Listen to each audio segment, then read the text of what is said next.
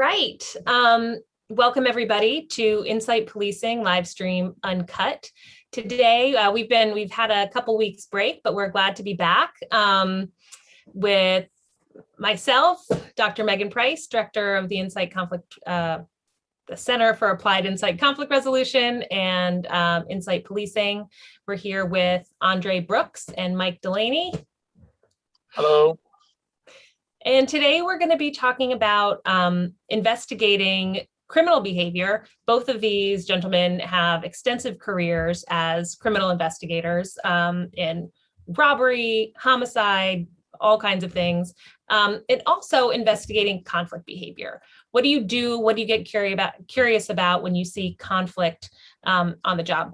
So let's just dig into that a little bit, kind of think about and look at what the similarities and differences are from a policing perspective between investigating criminal behavior and investigating conflict behavior.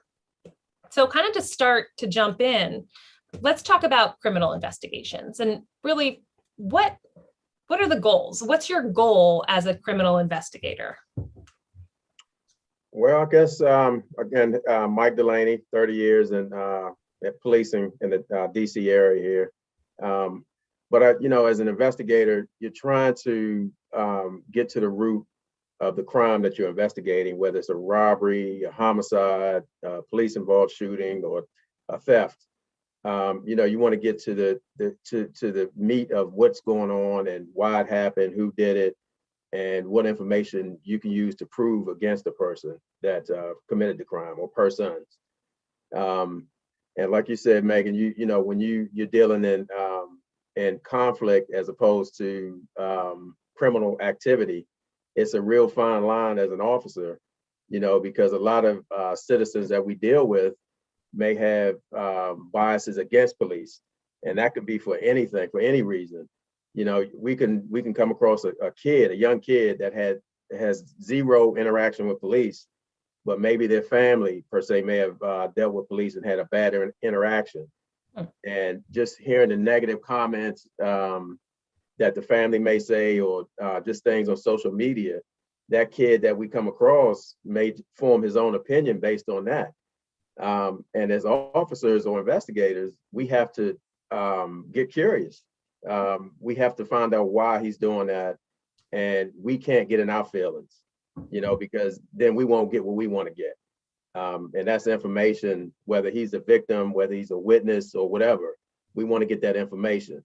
So it takes a while to develop your skills into trying to break down those walls. It really does. And I would say, Dre, let me know what you think about it, but that is a big part of being a successful investigator. Because if you can't do that, if you can't communicate and make people feel comfortable with giving you information, then you're just there taking notes, and that's it. And that case won't close. Yeah, you're right, Mike. And, it's funny because it's almost a parallel between criminal and conflict behavior, because we see a lot of conflict behavior when we deal with these crimes that we have to come across and that we deal with. So, it manifests itself into, especially with detrimental conflict, between people. I mean, we see that over and over again that, a lot of people don't know how to deal with the issues of today and turn their conflicts into some kind of criminal acts. So there's almost a parallel between the two. And, we find it often that obviously most of these crimes are committed as a result of some kind of conflict that has ensued prior to the actual committing of a crime. Some are premeditated, others are obviously kind of on a whim type things, but there's a direct correlation, I think, between the two. And it's fascinating to try to separate or get from these folks, why they've committed these crimes, based on the conflict that has occurred between them and the person that the crime has been committed against. Well, it's so interesting. So, I mean, it sounds like the two types of behavior, conflict behavior and criminal behavior, really are intertwined and in various ways. So, what you're saying, Andre, is that conflict often manifests as crime. So, a lot of the crimes that you have responded to, or that you and Mike have both investigated, are the result of conflict behaviors. So, people are taking out their grievances, defending against threat through actions that are in fact criminal, whether that's assault or robbery or homicide or whatever it might be that's actually against the law. So on the one hand, conflict behavior can manifest as criminal behavior, and that's something that you can investigate and seek to understand to really get at the why. Why was this crime engaged in the first place? And Mike, it sounds like what you were saying is that when you're investigating a crime, you need to get to what happened, how it happened, when it happened, why it happened, so that you can prosecute the crime. But at the same time, there's an element of conflict behavior during an investigation, and even in order to get the information that you need to solve the crime, can activate or present conflict behavior. Right, and one example I have, we would always encounter this while we were in a homicide unit investigating murders. A lot of times, family members, once we make the next of kin notification, which in itself is that's a whole different task. But once you get beyond that, the family, in some occasions, if the decedent, if the victim may have been involved in some kind of shady or criminal activity that could have led to his or her murder, the family sometimes will hold that information. They won't give that information. It could be for whatever reason. A lot of times they may want to paint a better picture of the victim.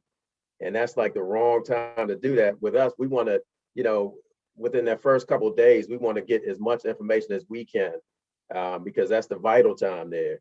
So as investigators, you have to really go in and continue to get curious and break down those walls, those layers, to find out what this guy or this young lady was involved in. Not to judge them, but just to, this may have been the reason that they were killed. So you have to get that trust again from the family to get that information, because it's just not natural for, to admit, little Johnny was, he robbed a couple of people, or he was selling drugs, whatever. It's kind of difficult to admit that, whether it's parents or siblings. It's once, it's hard to get by that hurdle. So how did you? I mean, what kind of advice might you give to other investigators who run up against the same sort of reluctance? Well, I would say, I'm sorry, Mike.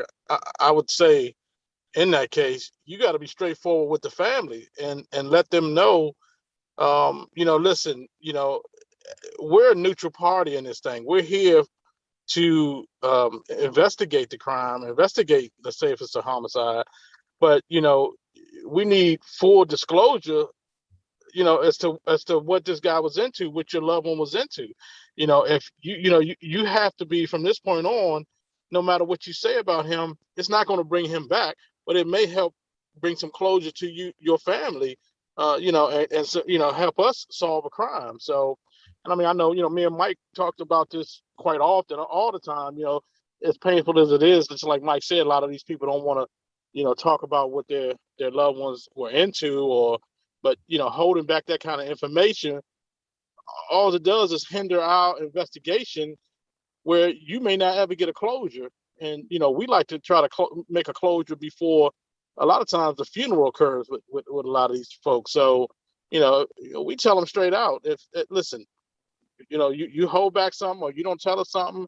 I mean, obviously he wasn't killed just because he was standing on the corner the majority of the time, selling newspapers. Something is involved here. Unless, I mean, he's an innocent victim, and we have those. But if the guy was into something and he has a street life and other things going on outside of what the family may want to discuss, and that needs to be known to us.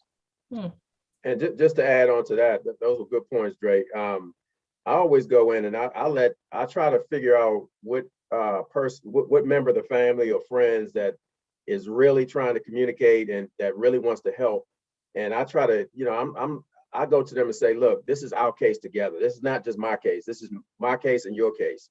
So if we're going to find out who did this, and put some closure to this and put the person or persons in jail, then I need your help. I need you to be straightforward with me. I can't find out on social media. I can't find out from neighbors. I want to find out from you.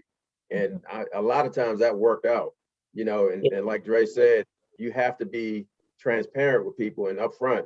I mean, some things you want to withhold, you don't want to put out there, like elements of the crime, certain things that may have occurred that just the suspect may have known.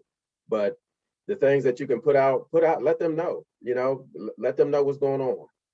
Yeah, there's always one family member, that's somebody, and it may not even be the parents, but it may be a brother, a girlfriend, a cousin that just, always gives us that tip, Mike, like, hey, you may want to look into this, or, he was with this guy, he's always hanging out with this person.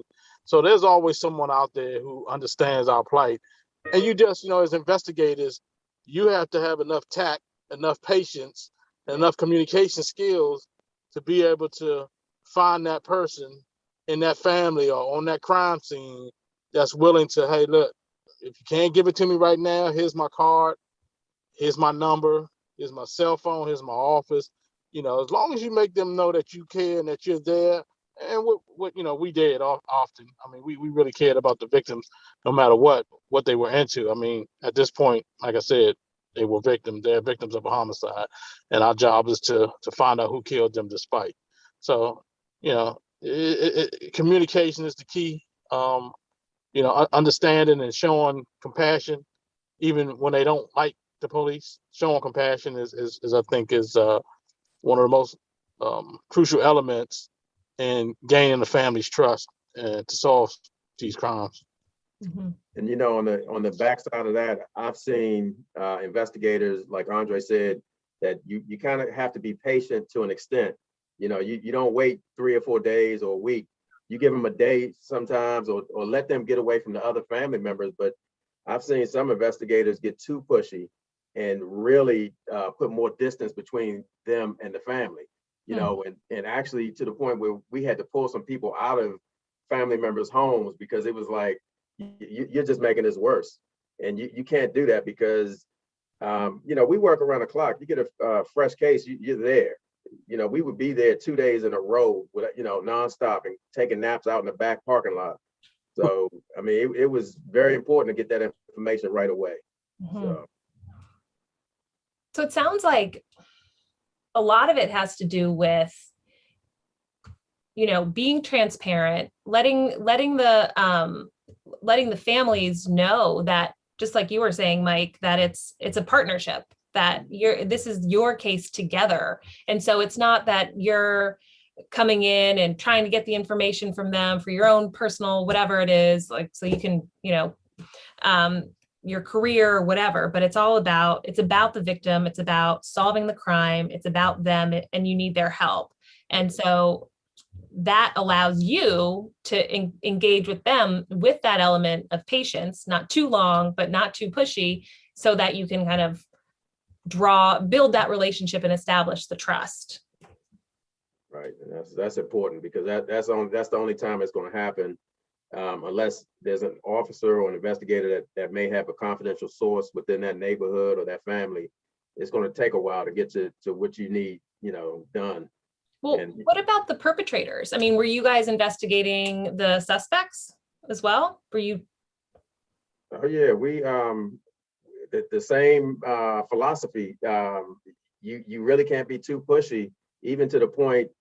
We would have cases where we wouldn't have enough to charge, but a lot of times we want that person to know that we're watching you. We're close. And, Andre and I, we would knock on doors and tell people like, hey, how you doing? You'll be seeing me down the road, but, you still can't be too pushy. It's cocky, but you still are establishing how things are going to go. You still have to give a little level of respect, but you let them know, with that eye contact that, look, this is, we'll be meeting up in a week or so. And, it'd be a different set of circumstances at that point. So. And so where do you think curiosity comes in? As far as the suspects? Mm-hmm. Because a lot of times they don't know what you know. You know what I mean? You may be sitting in front of a person that pulled the trigger, drove off, and they don't know. They want to get the information from you as an investigator. Like, what does he know that I did? Mm-hmm. And as an investigator, you never give that information up.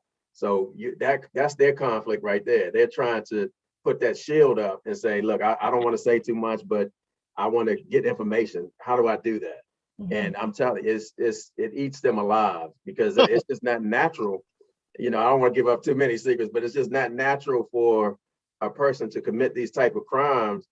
And people want to talk. I'm telling you, that's one thing that we found out. People want to talk. Even if they've committed a crime, they want to talk. You just have to find the right way to get in there to get them to talk. And that it's like a cat and mouse game. You know, it's like chess also. They move one way, we move the other way, but we always coming right towards them. Mm-hmm. So, but yeah, it's just trying to battle with them to get their guards down to figure out what that conflict is. Maybe it's them trying to protect their family life, knowing if I go to jail, then, you know, my kids won't be protected. It could be anything, you know, so you just have to continue to work at it. Mm-hmm. Uh-huh. Yeah. And, you know, Mike, in dealing with that, suspects you have some very intelligent suspects out here who will use any inch of weakness that they see in you to against you. And, you know, sometimes you're just going to get those suspects that aren't going to cooperate and are like, look, I ain't got nothing to say, no matter how much you ask, you know, open-ended, curious questions. And in this game, I mean, we know that, you know, that's just the life of this game here. You know, then that way you got to build your case on the evidence and you know, some solid witness testimony and some solid evidence against them, you know, phone records, DNA, etc. So, you know, we'd like to continue a dialogue with them in the interview room to get them talking, you know, even if it's just about the smallest things of a family or anything. But, you know, some it's successful with, some we don't have success with. But the one thing I always, you know, was happy with is that we always gave 110% no matter what the circumstances is and were. And we always ended up even getting a closure most of the time, 95% of the time, I would say. And, you know, it's crazy to think about what we know now and what we used back then to gain our confessions and to get those case closures. So, you know, it's, you know, I just wish we would have had a little bit more of this knowledge that we have now going back into there. I think we would have even had a higher success rate with closures, if there's such a thing of 100% closure rate. But yeah.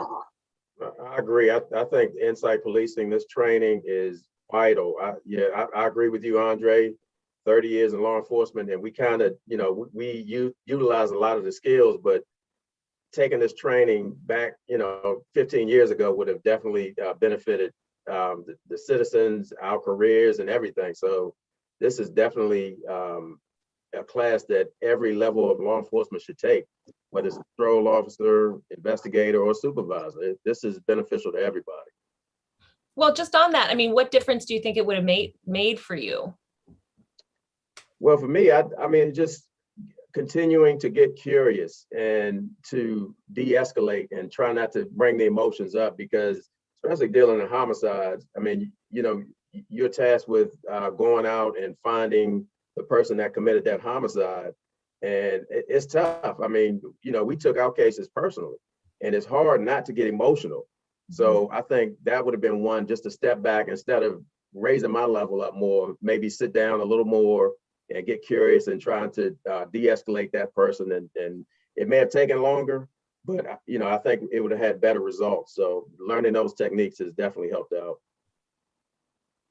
Yeah, I think, you know, it would have slowed things down a lot slower for us back then, because you would have been able to, you would have had to choose to effectively communicate even at a greater level with somebody to get or extract more information out from somebody, you know, because I mean, as you know, when you get a murder, it's just like everything's going 1,000 miles a minute. It's all over the place. So it's just crazy.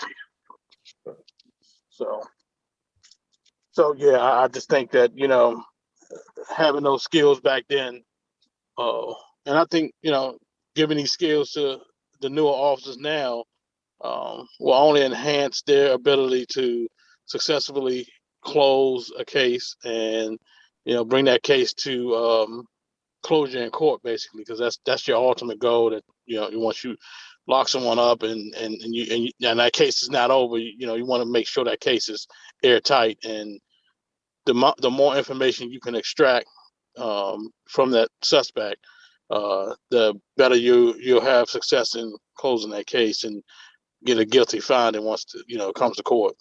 Mhm. Mhm.